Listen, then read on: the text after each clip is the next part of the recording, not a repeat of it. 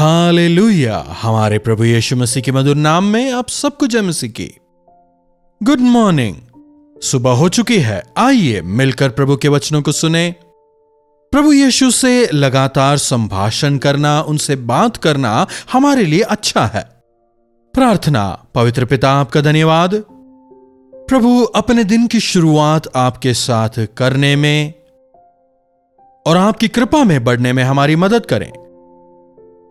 प्रभु, हमारे दिन भर के भोजन को हमें दें, हमारी आत्मिक भूख को, हमारी शारीरिक भूख को आप तृप्त करें।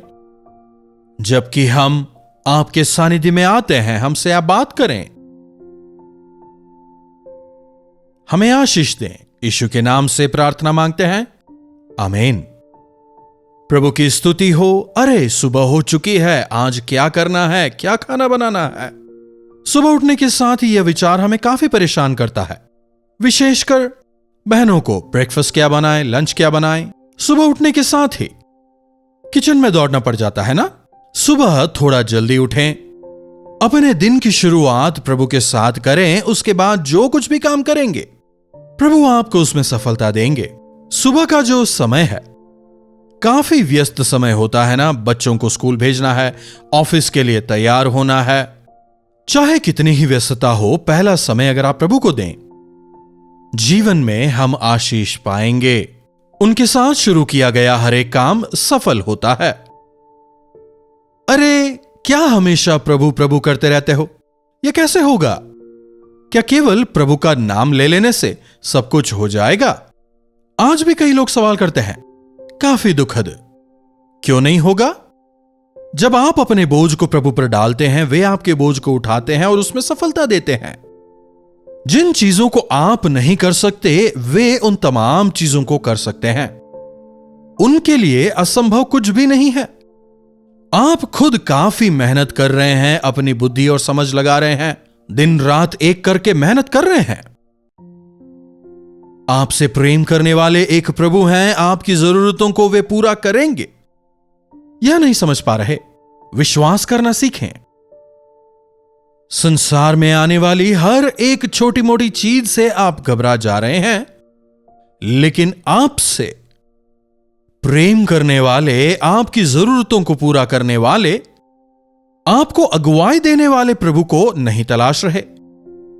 मसीह यीशु को छोड़कर तमाम अन्य चीजों को खोजने में समय बिताते हैं। एक वचन देखिएगा, रोमियो की पत्री 8वां अध्याय उसकी 31वीं आयत। सो हम इन बातों के विषय क्या कहें? इन बातों के विषय हम क्या कहें? यदि परमेश्वर हमारी ओर है तो हमारा विरोधी कौन हो सकता है?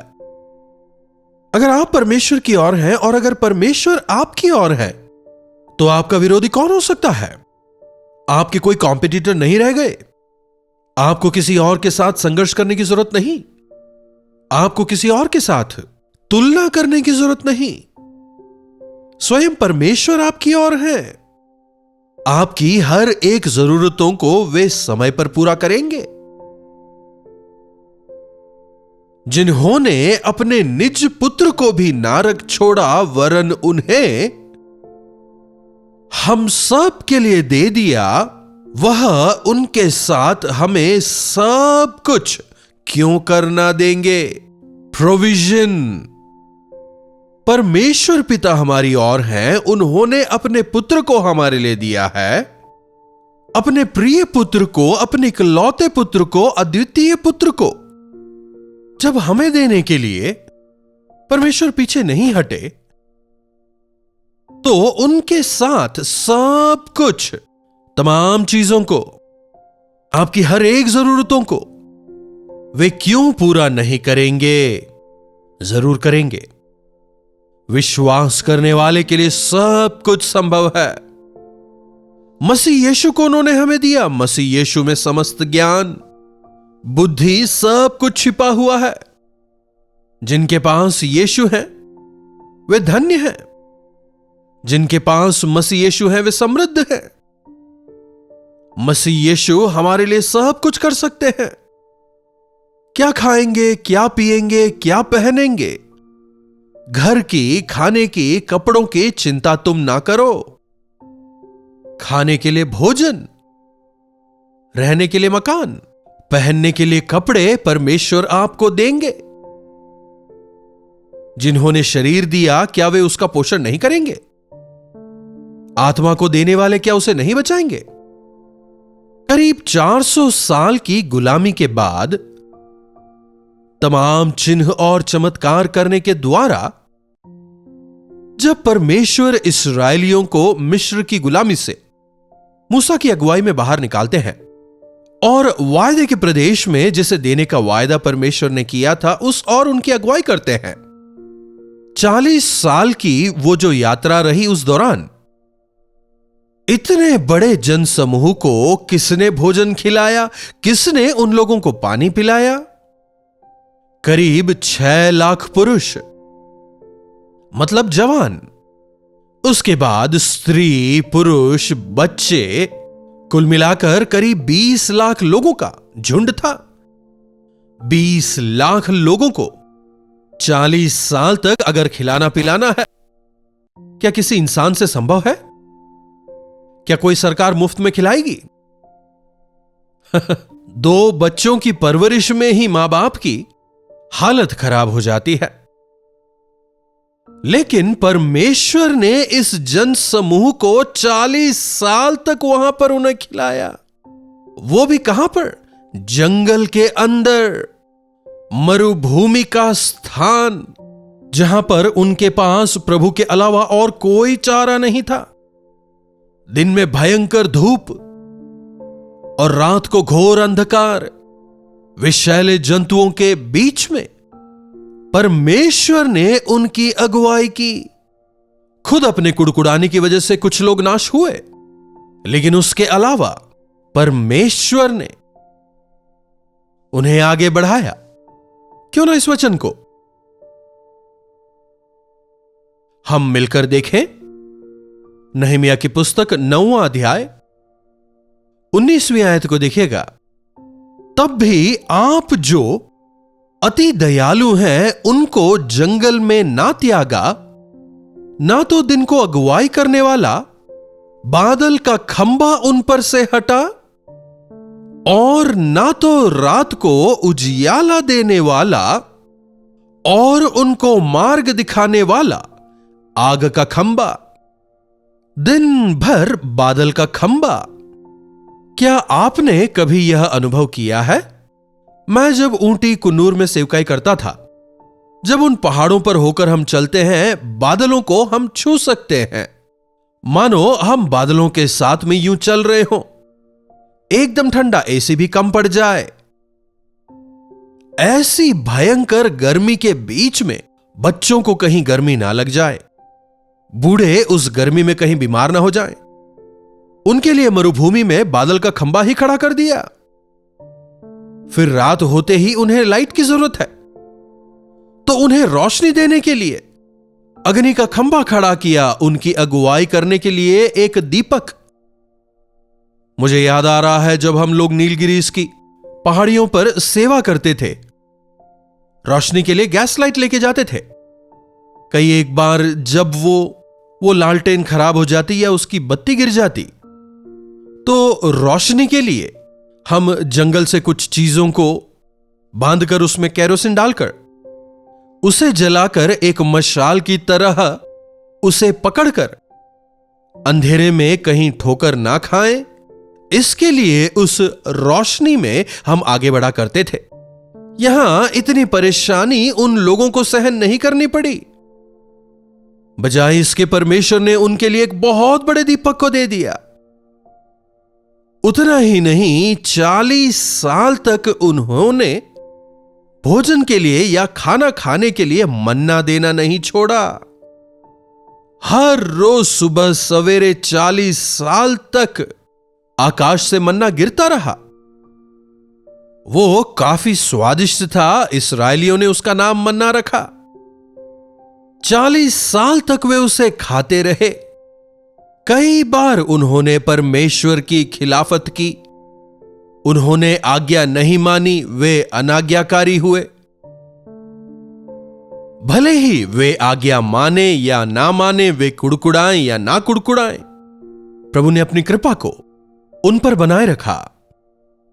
उनकी प्यास बुझाने के लिए चट्टान से पानी को निकलवाया। 40 बरस तक परमेश्वर ने जंगल में उनका पालन पोषण किया और उन इस्राएलियों को कुछ भी घटी ना हुई। 40 बरस तक उनकी अगुवाई की। वाह, उनके वस्त्र पुराने नहीं हुए, उनके पांव सूजे नहीं, उनकी चप्पलें नहीं फटी। 40 साल पालन पोषण किया। आप में से कई लोग होंगे जो 50, 60, 70 की उम्र के होंगे। परमेश्वर आज भी आपको चला रहे हैं बिना किसी कमी घटी के। खाने के लिए भोजन, पहनने के लिए कपड़े वे प्रदान कर रहे हैं। सर छिपाने के लिए एक घर उन्होंने दिया है। बच्चों के पालन पोषण की कृपा दी है। प्रभु ने कितने उपकार हमारे जीवनों में किए हैं। इस नए साल में प्रवेश करके हम आगे बढ़ते चले जा रहे हैं। हमारे पैदाइश के दिन से लेकर आज तक प्रभु हमारा पालन पोषण करते आए हैं। उतना ही नहीं, ऐसा महान उद्धार हमें दिया है। क्या आप धन्यवादी हैं? या इस्राएलियों की तरह कुड़कुड़ाते हुए, हमेशा शिकायतें करते हुए, उनकी भलाइयों को लेकर भूल भूल कर मुझे ये नहीं दिया, वो नहीं दिया कहकर शिकायतें करते रहते हैं? इस नए साल में जो नहीं है उसके लिए आप रोए ना, जो नहीं है उसके लिए शिकायतें ना करें। जो है उसमें आप संतोषित रहें। आपकी हर एक जरूरत को पूरा करने के लिए प्रभु तैयार है। हां, परमेश्वर ने मेरे लिए क्या किया, कभी भी ऐसी सोच आप में ना आने पाए, ये शब्द आपकी जुबान पर कभी ना आए। उन्होंने कई भलाइयां की हैं, अब भी कर रहे हैं। उनके उपाय कभी खत्म नहीं होते। उन्होंने हमारे लिए जो खजाने निर्धारित किए हैं उनका अंत नहीं है। जब उन्होंने अपने इकलौते पुत्र को हमारे लिए प्राण देने के लिए दे दिया, तो उनके साथ हमारी तमाम जरूरतों को वे क्यों पूरा नहीं करेंगे? जरूर करेंगे। जरूरतों को मांगे, मांगो तो तुम्हें दिया जाएगा। प्रभु कहते हैं, मेरे नाम से तुम जो कुछ भी मांगोगे तुम्हें मिलेगा। प्रभु का वायदा है। विश्वास के साथ में मांगे। ज्ञान की कमी हो तो मांगे। संकट के समय उन्हें पुकारें। अपनी समस्या में मुझे पुकारो, मैं तुम्हें छुड़ाऊंगा। जब तुम्हारा मन भ्रमित हो तुम मुझे पुकारो, मैं तुम्हें अपने भेद बताऊंगा और तुम्हारी अगुवाई करूंगा। बाइबल पढ़िएगा। हमारे लिए प्रभु का प्रेम कितना गहरा है। प्रभु ने कितने महान वायदों को हमें दिया है। उनसे बल प्राप्त करते हुए जयवंत होकर आगे बढ़ते जाने के लिए उन्होंने हमें वायदे दिए हैं। अगर उन वायदों को थामे तो उन्हें पूरा होते देखेंगे। यह 2026 आपके जीवन में एक संपूर्णता को लेकर आए तो आप प्रभु के साथ चलें। जब जिस समय आपको जो चाहिए आप प्रभु से मांगे। क्या आप अस्वस्थ हैं? वे डॉक्टर हैं। क्या कमी घटी है? वे संसाधनों के संसाधन हैं। क्या आप डरे हुए हैं? आपके हाथों को पकड़कर चलाने के लिए वे तैयार हैं। क्या आप घबराए हैं? क्या दुखी हैं? आपके आंसुओं को पोंछने वाले। क्या आप भूखे हैं? वे भोजन देने वाले हैं। क्या आप प्यासे हैं? वे ऐसे पानी से आपको तृप्त करेंगे जहां दोबारा आपको प्यास ना लगे। जब ऐसे महान प्रभु यीशु हमारे लिए हैं तो फिर क्यों आपको अपने आप पर, अपने सामर्थ्य पर निर्भर होने की जरूरत ही पड़ेगी? हर सुबह उनकी कृपा को आप मांगे। दिन भर उनकी सहायता की याचना करें। संतृप्ति और आनंद भरा जीवन प्रभु देंगे और आप प्रभु की इच्छाओं को अपने जीवनों द्वारा पूरा करने पाएंगे। प्रार्थना। महापवित्र पिता परमेश्वर, प्रभु एक बार फिर से आज अपने वचनों द्वारा आपने हमसे बात की है। तहे दिल से हम आपके शुक्रगुजार हैं। महान प्रभु परमेश्वर, आपके उस अनंत प्रेम के लिए हम आपके शुक्रगुजार हैं। हां प्रभु, इस संसार में जीते हुए कई बार इस्राएलियों की तरह हम शिकायतें करते हैं, हम कुड़कुड़ाते हैं। प्रभु हमें क्षमा करें, हमारी मदद करें कि हम कुड़कुड़ाने वाले नहीं बल्कि कृतज्ञ और धन्यवादी हृदय के साथ जीने वाले हो जाएं।